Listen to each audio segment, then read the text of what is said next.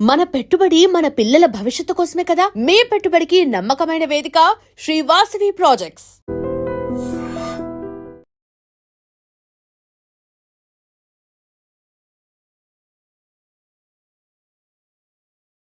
అయితే ఇప్పుడు అక్కడ సెషన్స్ జరుగుతున్నాయి. ఇన్ని రోజులు పెట్టాలి, ఇలా అయితేనే మేము చర్చకు సిద్ధంగా ఉంటాము, లేకపోతే మాకు పవర్ పాయింట్ ప్రెజెంటేషన్ ఇవ్వండి. ఇన్ని రకాలుగా చెప్పినటువంటి బీఆర్ఎస్ ఎమ్మెల్యేలు సడెన్‌గా వెళ్ళిపోవడం. యాక్చువల్‌గా వాళ్ళు పవర్ పాయింట్ ప్రెజెంటేషన్‌కి అవకాశం ఇస్తారా లేదా తెలియకుండానే ఫస్ట్ వాకౌట్ అన్నారు. తర్వాత మేము బహిష్కరిస్తున్నామని చెప్పారు. అసలు విలువైనటువంటి కొన్ని తీర్మానాలుంటాయి. లేకుంటే వీటన్నిటికి సంబంధించి జరగాల్సినటువంటి చర్చ అనేది ఉంటుంది. వీటిలో దేంట్లోనూ పార్టిసిపేట్ చేయలేదు అంటే అంటే అక్కడ వాతావరణం లేదు కదమ్మా. ఇప్పుడు పవర్ పాయింట్ ప్రజెంటేషన్‌కి అనుమతి ఇవ్వమని చెప్పారు. చెప్పకుండా వీళ్ళు వాళ్ళంతట వాళ్ళు ఏకపక్షంగా నిర్ణయం తీసుకోలేదు. వాళ్ళు పెట్టిన దాని మీద రిప్లై లేదు. వాళ్ళకి ఓవరాల్‌గా ఏందంటే ఇంకా పవర్ పాయింట్ ప్రజెంటేషన్ మీకు ఇచ్చే అవకాశం లేదని చెప్పారు. సెకండ్ ఏందంటే గత సెషన్‌లో మనం చూసాము. హరీష్ రావు గారు బడ్జెట్ సెషన్‌లో 2 గంటలు మాట్లాడితే 33 సార్లు అడ్డుతగిలారు, మైక్ కట్ చేశారు. ఒక్క లెజిస్లేటివ్ అసెంబ్లీ వ్యవహారాల మంత్రి లెజిస్లేచర్ వ్యవహారాల మంత్రి 13 సార్లు అడ్డు తగిలాడు. తర్వాత చీఫ్ మినిస్టర్ తగిలాడు. ఒక 10, 12 మంది మంత్రులు అడ్డు తగిలారు. అంటే ఇట్లాంటి వ్యవహారం ఉన్నప్పుడు మాట్లాడడానికి అడుగడుగున ఫ్లోకి అడ్డు తగిలితే ఎట్లా మాట్లాడతారు? ఒకవేళ ఆయన పూర్తిగా మాట్లాడనిచ్చి ఆ తర్వాత 13 మంది 13 ఛాన్సులు తీసుకొని నువ్వు మాట్లాడిన దానిలో తప్పు ఉందంటే బాగుంటుంది. కానీ అసలు ఫ్లో కట్టడం తగిలితే కేసీఆర్ అయినా, హరీష్ రావు అయినా, ఇంకోరైనా ఎట్లా మాట్లాడగలుగుతారు? అది మనం చూసాం కదా. ఇప్పుడు చర్చ అనేది అసెంబ్లీలో ఒక వేదిక కాబట్టి జరుగుతుంది అని. అలా కాకుండా ఇండివిడ్యువల్‌గా ఎవరి భవన్‌లో వాళ్ళు కూర్చొని మాట్లాడుకుంటే వాళ్ళ వెర్షన్ వినిపించినట్టు మాత్రమే అవుతుంది కదా! అదే కావాలి మనకి. ఎందుకంటే చర్చకు ముందు హ్మ్. వర్షన్ వినిపించే అవకాశం ఉండాలి. వర్షన్ వినిపిస్తేనే కదా చర్చ జరిగేది. ఆ వర్షన్ వినిపించే అవకాశం సభలో లేదు. ఓకే. అంటే ప్రభుత్వానికి ఉంది, అపోజిషన్‌కి లేదు. హ్మ్. లేనప్పుడు ఇంకా చర్చ ఎక్కడ జరుగుతుంది? వర్షనే విననప్పుడు చర్చ ఏం చేస్తారు? అల్టిమేట్‌గా ప్రజలే కదమ్మా తెలుసుకోవాల్సింది. మీడియా అండ్ ప్రజలు. 2 దిక్కుల నుంచి కవర్ చేశారు. ఇప్పుడు అన్ని యూట్యూబ్ ఛానళ్ళల్లో ఇద్దరియి దొరుకుతాయి ప్రజెంటేషన్‌లు. హ్మ్. ప్రజలకైతే మెసేజ్ పోయింది కదా. గతంలో ఏందంటే ఆడియో విజువల్ టెలికాస్ట్ లేని రోజులలో అసెంబ్లీలో నడిస్తేనే ప్రజలకు తెలిసేది. ఇప్పుడు అట్లా కాదు కదా. ఓపెన్‌గా నడుస్తున్నది. బట్ కేసీఆర్ మాట్లాడిన తర్వాత ఆయన సభకు అటెండ్ అవుతారు, లేకుంటే ప్రశ్నిస్తారు, సమాధానాలు చెప్తారు. ఇలాంటివన్నీ ప్రజలు ఎదురు చూసారు. కార్యకర్తల దగ్గర నుంచి అలాంటి హైప్ అనేది ఎవరు ఎదురు వచ్చింది చూడలేదు. ఎవరు ఎదురు చూడలేదు. హ్మ్. మీకు మీ ద్వారా మొత్తం 4 కోట్ల తెలుగు వాళ్ళకు, తెలంగాణ ప్రజలకు, అందులో ప్రధానంగా ప్రభుత్వానికి, ప్రతిపక్షానికి, మీడియాకు నేను ఒకటి చేయదలుచుకున్నా. హ్మ్. కేసీఆర్ అనేవాడు ఈ 3 ఏళ్ళు కూడా నెక్స్ట్ 3 ఏళ్ళు సంతకం పెట్టిపోతాడు తప్ప ఆ సంతకం కూర్చోరా వెళ్ళి? కూర్చోడిగ. ఆ సంతకం అంటే అన్‌లెస్ ఈ మీ ఇప్పుడు ఏదైతే సభలో బీఆర్ఎస్ వాళ్ళు వాకౌట్ చేశారో రాబోయే రోజుల్లో కూడా ఓన్లీ బడ్జెట్ సమావేశాలలో చెప్పుకోవడానికి అవకాశం ఇస్తే చెప్తారు. మిగిలిన సెషన్స్ ఇట్లా ఇదే పద్ధతిలో బైకాట్ చేసి ప్రజాక్షేత్రంలోకి వెళ్తారని నేను అనుకుంటున్నా. సో కేసీఆర్ ఓన్లీ కేసీఆర్ సంతకం విషయంలో పెట్టి వెళ్ళిపోతారు. వీళ్ళు కేసీఆర్ బాయ్‌కాట్. విషయంలో అయితే నేను కన్ఫర్మ్‌గా చెప్పగలుగుతా. హ్మ్. ఆయన మనస్తత్వం నాకు తెలుసు కాబట్టి ఇంకా సంతకం పెట్టిపోవడం తప్పితే జనగణమనప్పుడు వచ్చి నిలబడము, తర్వాత గవర్నర్ ఉభయ సభలను ఉద్దేశించి ప్రసంగించినప్పుడు మౌనంగా వినయంగా సభలో ఉండడము, ఇవి తప్ప ఇంకా ఆయన కనీసము ఎట్ హోమ్ మీటింగ్స్ కూడా ఆయన పోవట్లేదు కదా. గవర్నర్ దగ్గర జరిగే ఎందుకంటే చాలాసార్లు చెప్పాను, మళ్ళీ చెప్తున్నాను. ఆయనే ఒక మూడీ పర్సన్. సుజన విధేయుడు అని రాస్తాడు లెటర్ రాసినప్పుడు. అదే ఆయన క్యారెక్టర్. మంచి వాళ్ళకే ఆయన విధేయుడుగా ఉంటాడు తప్ప దుర్జనులకు, ఆయన ఇష్టం లేని వ్యక్తులకు ముఖం కూడా చూడడానికి ఇష్టపడడు. గత్యంతరం లేకపోతే తప్ప. హ్మ్. అయితే ఇక్కడే కీలకమైనటువంటి ప్రశ్నలు చాలా ఉన్నాయి. అందులోను పాలమూరు రంగారెడ్డికి సంబంధించి ఉన్నటువంటి ప్రశ్నల్లో ప్రధానంగా ఆ ప్లేస్‌ని ఎందుకని మార్చారు? జూరాల దగ్గర కట్టాల్సినటువంటి దాన్ని మార్చాల్సినటువంటి అవసరం ఏముంది? అక్కడ ప్రభుత్వమే కాదు, కవిత కూడా అడుగుతున్నటువంటి క్వెషన్ అది. దానికి ఆన్సర్ అనేది వచ్చిందా? ఒక మాటమ్మా, దానికి ఎవ్వరూ ఆన్సర్ ఇయ్యాల్సిన అవసరం లేదు. ఈ ప్రశ్న ఎవరి లోపలనైతే తలెత్తుతుందో కళ్ళు మూసుకొని ఒక 30 సెకండ్స్ ఆలోచిస్తే సమాధానం దొరుకుతుంది. హ్మ్. ఇప్పుడు మీ ఇల్లుంది, మీ అపార్ట్మెంట్ అనుకుందాం. అందులో ఒక 100 ఫ్యామిలీస్ ఉన్నాయి. ఈ 100 ఫ్యామిలీస్‌కి ఇంతకుముందు ఏదైతే చిన్న ట్యాంక్ కట్టిండ్లో ఆ ట్యాంకు సరిపోతలేదు ఆ నీళ్ళు ఇవ్వడానికి. ఒక గంట లోపలనే అది ఎగ్జాస్ట్ అవుతున్నది. పక్కన ఇంకొక పెద్ద ట్యాంక్ ఉంది. కనెక్షన్ మారుస్తారా? మార్చరా? హ్మ్. మారుస్తారు కదా. మనకు కావాల్సిన సోర్స్ అనేది ఎక్కువ రోజులు వచ్చేది, ఎక్కువ వాటర్ అవైలబిలిటీ ఉండే సోర్స్ కావాలి మనకు. కాకపోతే ఆ ఫ్లెక్సిబిలిటీ అనేది ఉందా? అక్కడ అవైలబిలిటీ అనేది ఉందా? ప్రాక్సిమిటీ ఇవన్నీ కూడా దీని చూస్తారు. మీద అండ్ నేను ప్రయోజనాలనేవి కూడా ఉన్నాయి అనేది. దీని మీదనే ఒక 10 మినిట్స్ మాట్లాడాలి. హ్మ్. ఎందుకంటే పర్మనెంట్ క్లోజ్ చేస్తాను నేను ఈ డిస్కషన్. ఇంకా ఈ ప్రసారాన్ని విన్న వాళ్ళ ఎవరికి కూడా జీవితంలో మళ్ళీ పాలమూరు మీద డౌట్ రాకుండా మాట్లాడదాం. నంబర్ 1 ఏంటంటే సమైక్య రాష్ట్రంలో పాలకులు తెలంగాణకేమో ప్రాజెక్టులు కట్టినట్టు చూపెట్టాలి, కానీ నీళ్ళు రాకూడదు. హ్మ్. నో డౌట్ అన్నట్టు ఏ ముఖ్యమంత్రి అయినా అదే చేశాడు.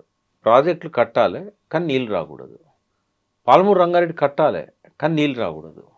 జూరాలకు లింక్ పెడితే ఏమైందంటే పాలమూరు రంగారెడ్డి పూర్తి అవుతుంది, కాంట్రాక్ట్ పనులన్నీ అయిపోతాయి, కమిషన్లు వస్తాయి, అన్నీ జరుగుతాయి, కానీ నీళ్ళు రావు ప్రాజెక్టుకు. ఎందుకు రావు అనంటే జూరాల కెపాసిటీ వాస్తవంగా 11 టీఎంసీలు పెట్టాలి. బచావ్ ట్రిబ్యునల్ 17.84 టీఎంసీలు వినియోగించుకోవాలని చెప్పింది. అయితే ఏ ప్రాజెక్టుకైనా వినియోగం ఎంత ఉన్నదో అంత రిజర్వాయర్ బెటర్. ఎందుకంటే నీళ్ళు వాడుకుంటున్న కొద్దీ మళ్ళీ ఫ్రెష్ వాటర్ వస్తూ ఉంటుంది, రీఫిల్ అవుతూ ఉంటుంది. అందుకని ఏం చేశారంటే 11 టీఎంసీలు పెడదాం అనుకున్నారు. ప్రాజెక్ట్ రిపోర్ట్ అంతా 11 టీఎంసీలకు రెడీ అయింది. రెడీ అయినాక రాయచూర్ జిల్లా పక్కనే ఉంటుంది, సిక్కంలో. మన కృష్ణా నది రాయచూరు పట్టణం సమీపంలో కృష్ణా నది తెలంగాణలోకి ఎంటర్ అవుతుంది. అవతల ఒడ్డు రాయచూరే, big city, district head quarter, industries ఉన్నాయి. కరెక్ట్గా రాయచూరుకు బార్డర్లో కృష్ణా నది, భీమా నది రెండు కలుస్తాయి. కలిసిన దగ్గర కృష్ణా అనే ఊరు ఉంటుంది. ఆ ఊరు దాటి అక్కడ రైల్వే స్టేషన్ ఉంటుంది, కృష్ణా రైల్వే స్టేషన్. అక్కడ నుంచి మనకు జూరాలకు హార్డ్లీ ఒక 40-50 కిలోమీటర్స్ ఉంటే ఎక్కువ. ఇక్కడ మనం బ్యారేజ్ కడితే అక్కడ దాకా నీళ్ళు తడతాయి. అయితే వాళ్ళు ఇచ్చిండ్రు 17.84, జూరాల దగ్గరనే వాడుకోవాలని చెప్పారు. బట్ 11 టీఎంసీల స్టోరేజ్ పెడితే రాయచూరుకు చాలా వరకు నష్టం జరుగుతూ ఉంది. అందుకని ఏం చేశారు, రిజర్వాయర్ కెపాసిటీ 11 ఉంది, కానీ 6-7 టీఎంసీలు రాగానే వాళ్ళు గోల చేస్తారు అక్కడ. అందుకని నీళ్ళు రిలీజ్ చేస్తూ పోతారు వీళ్ళు. ఎప్పుడు కూడా 6 టీఎంసీల కంటే ఎక్కువ స్టోరేజ్ చేయడానికి ఉండదు.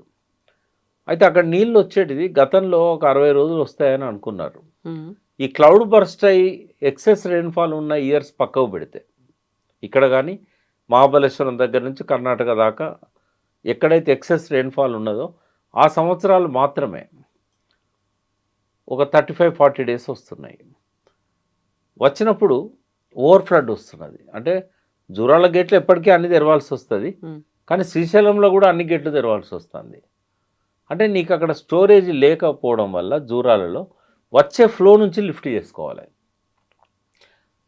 దాని మీద ఆధారపడ్డ ప్రాజెక్టులు ఎన్ని ఉన్నాయి? నెట్టెంపాడు ఉంది, 2 లక్షల ఎకరాల ఆయకట్టు. భీమా ఉంది, 2 లక్షల ఎకరాల ఆయకట్టు. కోయిల్ సాగర్ నది, అదొక 60-70 వేల ఎకరాల ఆయకట్టు. జూరాలది 1,00,000 ఎకరాల పైన ఉంది, 1,02,000 ఎకరాలు. తర్వాత జూరాల ఆర్డిఎస్ లింక్ కెనాలు, మళ్ళీ ఆ లింక్ కెనాల్ ద్వారా ఆర్డిఎస్లో నీళ్ళు అందని ఆయకట్టుకు నీళ్ళు రావాలి. ఇవన్నిటికి కూడా సోర్స్ ఏంది అంటే ఈ 6 టీఎంసీల రిజర్వాయర్. పోనీ ఫ్లడ్ వచ్చినప్పుడు రేవంత్ రెడ్డి ఏదైతే అన్నాడో రోజుకు 3 టీఎంసీలు 4 టీఎంసీలు గుంచుతాం మేము అని అన్నాడు. ఏడ పోసుకుంటావు? రిజర్వాయర్లు ఎక్కడున్నాయి? నీకు అవతల సైడ్ అయితే అసలు రాయచూరు ఉన్నది, గద్వాల్ ఉన్నది, నీకు అసలు వీలే కాదు ఇంకా రిజర్వాయర్ కట్టడానికి. అందుకే ఆడ జాగలేకనే నెట్టెంపాడుకు చాలా చిన్న 2 కట్టారు. ఇంకోటి ఏదో మొదలు పెట్టకపోతే పెద్ద ఎత్తున ప్రజల్లో ప్రతిఘటన వచ్చింది టీఆర్ఎస్ గవర్నమెంట్ ఉన్నప్పుడే. యూతల్ సైడ్ చూద్దామంటే అన్ని ఆల్రెడీ ఎస్టాబ్లిష్డ్ టౌన్స్, అసలు నీకు అక్కడ గుంట జాగ కూడా అక్వైర్ చేయడానికి వీలు కాకుండా చాలా హార్డ్ డీల్స్ ఉన్నాయి. ఇప్పుడు పాలమూరు రంగారెడ్డిలో కూడా ఇంకొక 20-30 వేల ఎకరాల ఆయకట్టును మనం దానికోసమని ల్యాండ్ అక్విజిషన్ చేద్దామంటే వీలు కాని పరిస్థితి. ఇప్పుడు ఎంత పెద్ద రిజర్వాయర్ కట్టాలి? ఇప్పుడు 35 రోజులల్లో ఇది కేసీఆర్ గారు ఒక 170 టీఎంసీలు వాడుకోవాలనుకున్నారు పాలమూరు రంగారెడ్డికి. 12 లక్షల ఎకరాలు, 12.5 లక్షల ఎకరాలు, కనీసం ఒక 120 టీఎంసీలు అయినా స్టోరేజ్ అవసరం. ఇప్పుడు వరుసగా ఫిల్లింగ్స్ ఉన్నప్పుడేమో 60 టీఎంసీలు అది కట్టుకొని 120 టీఎంసీలు నింపుకోవచ్చు. కానీ ఇక్కడ అట్లా కాదు, ఇక ఆ 35 రోజుల్లో స్టోర్ చేసి పెట్టుకోవాలి. నేనేమంటున్నా, ఈ ల్యాండ్ అక్విజిషన్కు, రీహాబిలిటేషను, మళ్ళీ ఈ ప్రజలందరినీ ఎవాక్యుయేట్ చేయడము, ఇవన్నిటి బదులు ఆడ ఆల్రెడీ 300 టీఎంసీలు రిజర్వాయర్ ఉన్నది కదా, శ్రీశైలం ఉంది కదా. జూరాల్లో ఎన్ని రోజులు ఉంటాయి నీళ్ళు? హార్డ్లీ 35 డేస్ ఫ్లో ఉన్నప్పుడు ఉంటాయి. 35 డేస్ అయిపోయాక ఆడున్న 6 టీఎంసీలు అప్పుడున్న పంటలకే సరిపోతాయి. ప్రజెంట్ సిచ్యువేషన్ ఏం తెలుసా మీకు? కల్వకుర్తినేమో మోటార్ లాంచ్ చేసిళ్ళు, 3.5 లక్షల ఎకరాలకి ఇప్పుడు నీళ్ళు ఇస్తున్నారు కల్వకుర్తిలో రైట్ నౌ మనం కూర్చున్న టైంకి. యాసంగి పంటలు అంటారు. యాసంగి పంటలకు శ్రీశైలం నుంచి లిఫ్ట్ చేసి రిజర్వాయర్ నుంచి ఐజాన్ టుడే కూడా పంపులు పనిచేస్తున్నాయి. జూరాల దగ్గర మొత్తం బంద్ అయిపోయినాయి. ఎందుకు అంటే క్రాప్ హాలిడే ఇచ్చారు. మరి ఎందుకు అక్కడ జూరాల ఆయకట్టుకే క్రాప్ హాలిడే ఒకటే ఇయ్యలే? నెట్టెంపాడికి ఇచ్చారు, భీమాకి ఇచ్చారు, కోయిల్ సాగర్కి ఇచ్చారు, జూరాలకు కూడా ఇచ్చారు. ఒకవేళ అఫీషియల్గా వాళ్ళు జీవో ఇచ్చినా ఇవ్వకపోయినా నీళ్లు లేవు పంటలు పండించుకుందామంటే. మరి ఈ పరిస్థితి ఒకవేళ కనుక కేసీఆర్ పాలమూరు కట్టి ఉంటే జూరాల సోర్స్ నుంచి వీళ్ళు ఎవరైతే అంటున్నారో జూరాల ఎందుకు మార్చారని, ఒకవేళ జూరాలను అట్లే ఉంచి కట్టి ఉంటే ఇవాళ పరిస్థితి ఏంది అంటే దాని సొంత 1,00,000 ఎకరాల జూరాల ఆయకట్టుకే నీళ్ళు లేక క్రాప్ హాలిడే ఇస్తే దీని మీద ఆధారపడ్డ 12.5 లక్షల ఎకరాల పాలమూరు రంగారెడ్డి నీళ్ళు ఎక్కడి నుంచి వచ్చేది? మరి కల్వకుర్తి పంపులు ఎందుకు పనిచేస్తున్నాయి అంటే హెవీ స్టోరేజ్ ఉందాడ. దాన్ని ఉద్దేశం 307-8 టీఎంసీలకు కట్టారు శ్రీశైలం. సరే సిల్ట్ రావడం వల్ల కొంత తగ్గిపోయింది, ఇప్పుడు 240 దాకా ఉంటున్నాయి అది. మరి అంత పెద్ద స్టోరేజ్ పెట్టుకొని అంటే అది మొత్తం ఆంధ్రకు డెడికేట్ చేయాలనుకున్నారు. శ్రీశైలం అంటే ఆంధ్రది అంటే నీకు శ్రీశైలం నీళ్ళు పాలమూరుకు తీసుకునే ఉద్దేశం లేదు. శ్రీశైలం నీళ్ళు పోవాలనే కదా. నీ పీరియడ్లో ఇది కంప్లీట్ చేసే ఆలోచన లేదు కదా. ఎందుకంటే కోడంగల్కు పాలమూరు నీళ్ళు పోవాలంటే మొత్తం పాలమూరు రంగారెడ్డి ప్రాజెక్ట్ అంతా పూర్తి చేస్తే తప్ప పోవు. అది టేల్ ఎండ్. అది టేల్ ఎండ్. టేల్ ఎండ్కు నీళ్ళు పోవాలంటే అన్నీ కంప్లీట్ చేయాలి. జూరాలను కూడా డైరెక్ట్ పెట్టలేదు. జూరాల నుంచి భీమాలో భూత్పూర్ రిజర్వాయర్ అని ఉంటుంది. అది భీమా ఆయకట్టు కోసం పెట్టిన రిజర్వాయర్. దానికి లింక్ చేశాడు. దానికి లింక్ చేయడం వల్ల జూరాల ఆయకట్టు రైతులతో గొడవ. అది ఒక అష్యూర్డ్ సోర్స్ కాదు. జూరాలలో నీళ్లు ఉండయి. జూరాల కాపాడే ఇస్తే కోడంగల్ కూడా కాపాడే ఇవ్వాలి. కోడంగల్కు అష్యూర్డ్ సోర్స్ పాలమూరు రంగారెడ్డి ద్వారా అయితేనే శ్రీశైలం నీళ్లు నిరంతరంగా ప్రవహిస్తాయి. యాసంగి పంటలకు కూడా రిజర్వాయర్ కట్టుకుంటే సరిపోతుంది. దీనికి మరణ శాసనం రాసింది వెదిర శ్రీరామ్ అన్నట్టు, రేవంత్ రెడ్డి అన్నట్టు కేసీఆర్ కాదు, మన్మోహన్ సింగ్ గారు, సోనియా గాంధీ గారు. విభజన చట్టంలోనే చెప్పారు ఆ మాట. విభజన చట్టంలోనే వాటిని డిస్టర్బ్ చేయొద్దని చెప్పారు. వాస్తవంగా కూడా చట్టబద్ధంగా మాట్లాడాలి మనం, రాజ్యాంగబద్ధంగా మాట్లాడాలి మనం అని అనుకుంటే మరణశాసనం రాసినా కూడా వాళ్ళ చేతిలో అంతకంటే ఏం లేదు అప్పుడు. ఎందుకంటే నెక్స్ట్ ట్రిబ్యునల్ వచ్చి ఆంధ్రకు తెలంగాణకు నీళ్లను పంపిణీ చేసేదాకా మ్యూచువల్గా అనుకుంటే సరిపోతుంది, దాని చట్టబద్ధత ఉండదు. ఇప్పుడు అక్కడ 299కి సంతకం పెట్టిండా 1000కి సంతకం పెట్టిండా అనేది క్రైటీరియా కాదు. అది 2 రాష్ట్ర ప్రభుత్వాల మధ్య ఉన్న తాత్కాలిక ఒప్పందము. తాత్కాలిక ఒప్పందం అన్నప్పుడు అది 1 year ఉంటుంది. అలా రాసిళ్ళు కూడా 1 సంవత్సరం కోసం చేసుకుంటున్న ఒప్పందం. దాన్ని చేసుకోవడానికి 2 కారణాలు ఉన్నాయి. ఒకటి విభజన చట్టంలో అట్లా చేసుకోవాలని ఉంది. రెండవది ఏంది, ఆనాటికి తెలంగాణలో 299 టీఎంసీలు వాడుకునే పరిస్థితి కూడా లేదు. ఆ పర్టికులర్ 2014-15 ఇయర్ కానీ 15-16 ఇయర్ కానీ. మిషన్ కాకతీయ ఎప్పుడైతే పనులన్నీ పూర్తయినాయో 2020 వరకు పూర్తయినాయి.